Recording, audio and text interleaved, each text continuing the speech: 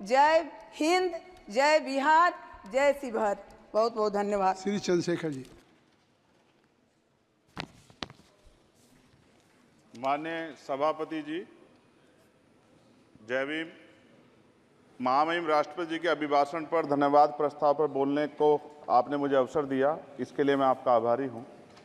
सभापति महोदय, सर्वप्रथम मैं बहुजन समाज में जन्मे सभी संतों, गुरुओं, महान पुरुषों को नमन करता हूं, जिनमें महात्मा ज्योतिबा फूले, डॉक्टर बाबा साहब अम्बेडकर और मान्यवर काशीराम साहब को मैं याद भी करता हूं आज के दिन पर।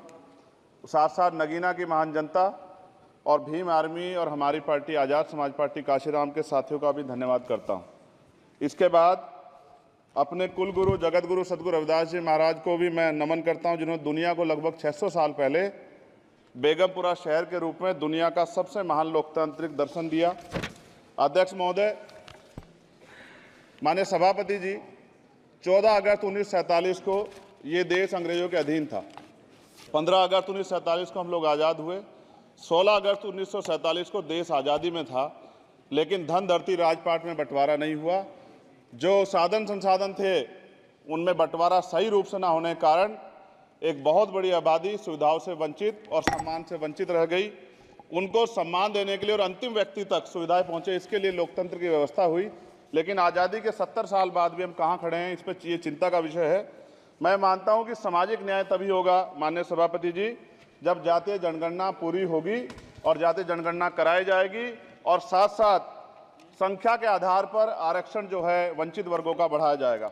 उसके साथ साथ जब राष्ट्रपति जी अभिभाषण पर बात रख रही थी तो उन्होंने शहरी और ग्रामीण क्षेत्रों के विकास की बात कही और ये भी कहा कि दुनिया में सबसे उत्तम शहर हमारे यहाँ बने।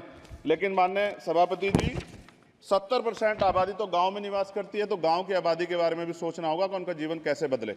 माननीय सभापति जी, उच्च शैक्षणिक संस्थानों में बहुजन समाज के जो छात्र हैं उनके साथ कास्ट एट्रोसिटी हो रही है, निरंतर उनकी हत्या हो रही है। साथ साथ जो सरकारी कर्मचारी हैं दफ्तरों में, उनके साथ भी जो SC ST OBC और मुस्लिम और अन्य धार्मिक अल्पसंख्यक, उनके साथ भी माननीय सभापति जी जातिगत और धार्मिक जो है शोषण किया जा रहा है।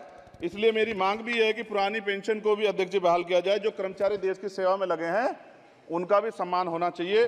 साथ साथ सभापति जी, भाजपा ने चुनावी लाभ के लिए सबका साथ सबका विकास के नारे दिए जो खोखले हैं, क्योंकि 10 साल में दलित, पिछड़े, आदिवासी, मुस्लिम और अन्य धार्मिक अल्पसंख्यक जो अत्याचार हुए हैं वो किससे छिपे हुए नहीं हैं। ये गलत है, ये बंद होना चाहिए। सभापति महोदय जी, महामहिम राष्ट्रपति जी के अभिभाषण में निजी क्षेत्रों में SC ST OBC को रिजर्वेशन देने का कोई उल्लेख नहीं हुआ है, जो कि आज चर्चा का विषय, क्योंकि 98% प्राइवेट सेक्टर है, 2% सरकारी सेक्टर है, तो 98% प्राइवेट सेक्टर में भी हमारी हिस्सेदारी की बात होनी चाहिए।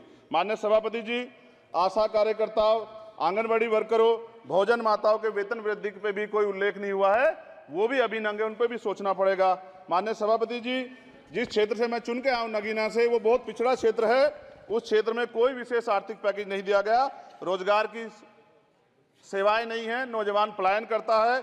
IIT, IIM, एम्स, केंद्रीय विद्यालय आदि शिक्षा में और चिकित्सा संस्थानों की स्थापना होनी चाहिए, जो कि नहीं है। और माननीय सभापति जी, मानसून सत्र आ गया है, मेरा क्षेत्र बाढ़ से बहुत प्रभावित है, इसलिए मैं आपसे आग्रह करूंगा कि वहां के लोगों को बाढ़ से निजात दिलाई जाए। माननीय सभापति जी, चीन हमें आंख दिखा रहा है और लगातार हमारे देश की सीमाओं में घुसपैठ कर रहा है, इसलिए अग्निवीर योजना को हटाकर पुनः सेना भर्ती शुरू की जाए और साथ साथ भारत की सबसे प्राचीन व बहादुर रेजिमेंट में से एक चमार रेजिमेंट को पुनः बहाल करा जाए, ऐसा भी मेरा आपसे आग्रह है। माननीय सभापति जी, पिछले सारे प्रधानमंत्रियों ने मिलकर जितना कर्ज लिया है उससे दुगना कर्ज हमारे वर्तमान के प्रधानमंत्री जी ने लिया है। किसान अगर अपना कर्ज माफ कराने के लिए जाता है तो लाठी झेलनी पड़ती है, जबकि सरकार ने धन्ना सेठों का 15 लाख करोड़ रुपया माफ किया है। इस ओर हमें ध्यान देना पड़ेगा, हमारी आने वाली पीढ़ियों को ये कर्ज चुकाना पड़ेगा। माननीय सभापति महोदय जी, किसानों को MSP की लीगल गारंटी तथा किसानों का कर्ज माफ होना चाहिए। साथ साथ 2 अप्रैल 2018 को SC ST के बच्चों पे बहुत बड़े पैमाने पे मुकदमे लगे थे, वो हमारी लड़ाई सही थी, ये सुप्रीम कोर्ट ने माना और बाद में सरकार ने माना, वो मुकदमे तुरंत वापस होने चाहिए।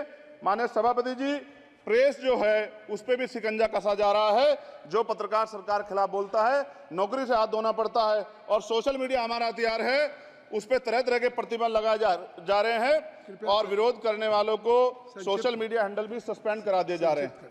साथ साथ सभापति जी, पेपर लीक और परीक्षाओं के कैंसिल होने से देश के नौजवानों का भविष्य खतरे में है। नीट, यूपी सिपाही भर्ती सभापति जी और 69,000 शिक्षक भर्ती में आरक्षण घोटाला हुआ है, कोई पूछने वाला नहीं, खून के आंसू रो रहे हैं बच्चे, बेरोजगारी का दंश युवा झेल रहे हैं।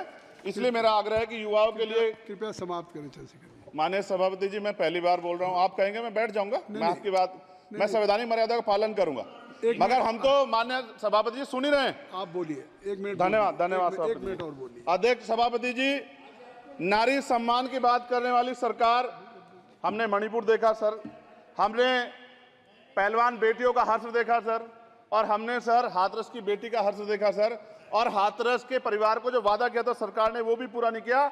और महिलाओं में भी, स्पेशली दलित, पिछड़े और मुस्लिम वर्ग की, आदिवासी वर्ग की महिलाओं के साथ आज भी एनसीआरबी का डाटा कहता है सर जो जुल्म हो रहा है वो सहनीय नहीं है सर। साथ साथ कोविड में तैरती, हमने कोविड में बहुत सुना सर, कोविड में तैरती लाशें भी गंगा में हमने देखी है सर, और मजदूरों का हाल भी हमने देखा है। सभापति जी, बस सब समाप्त कर रहा हूं। नोटबंदी पे छोटे मजले उद्योग की जो कमर टूटी वो भी हमने देखी है। सभापति जी, शैक्षणिक संस्थानों, विश्वविद्यालयों में, चिकित्सा संस्थानों में ओबीसी एसटी के योग्य अभ्यर्थी को एनएफएस करके जिस तरह निकाला जा रहा है, लेटरल एंट्री करके जिस तरह हमारे रास्ते बंद किए जा रहे, ये भी हम देख रहे हैं सभापति जी।